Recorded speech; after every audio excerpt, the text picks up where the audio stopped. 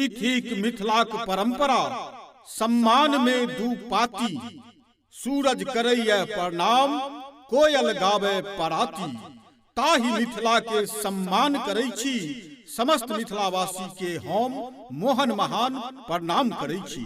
Top digital studio के माध्यम से सुनी पहुना के सम्मान में मंगल गान, हमर छोट छीन रचना, जाहि में अपन सुमधुर आवाज देने चाहे रामकृष्ण झा और रानी झा। और पहुना के सम्मान करी आ मंगल गान सुनी।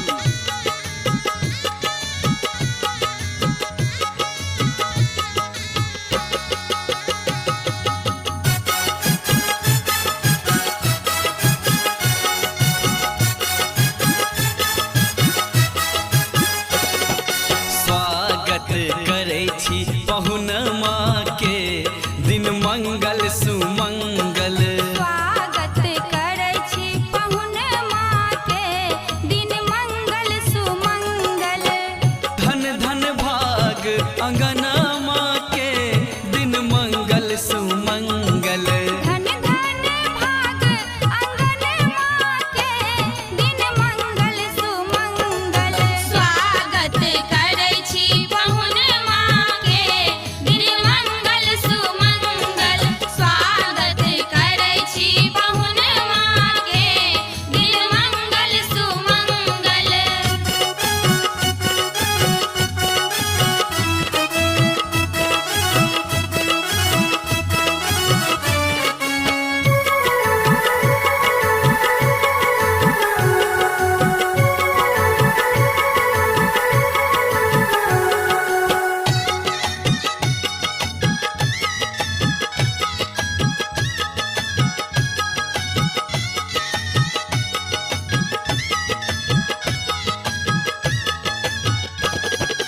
मंद मंद मुस्की आँख कजरारी, मोन होइया हिनका बैस के निहारी।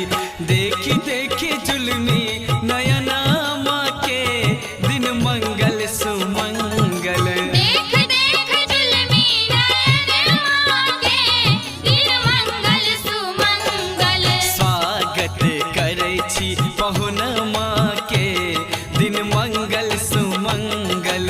स्वागत करै छी पहुनमा के दिन मंगल सुमंगल।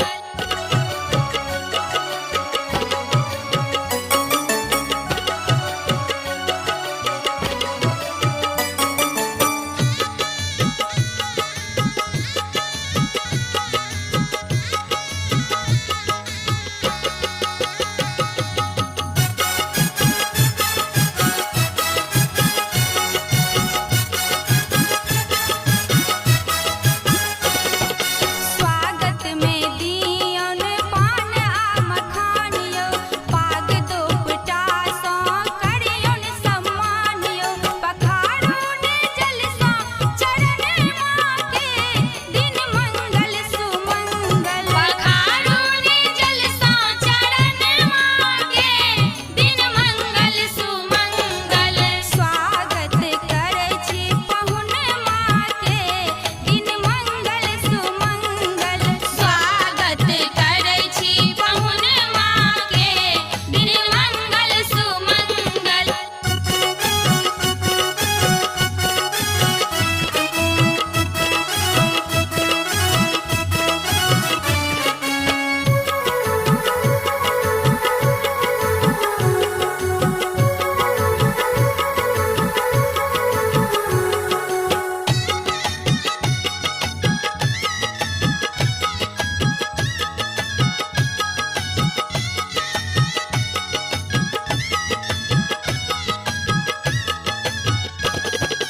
पाहुन के पीढ़ी पर आसन लगाओ, नीक नीक हिनका भोजन कराओ।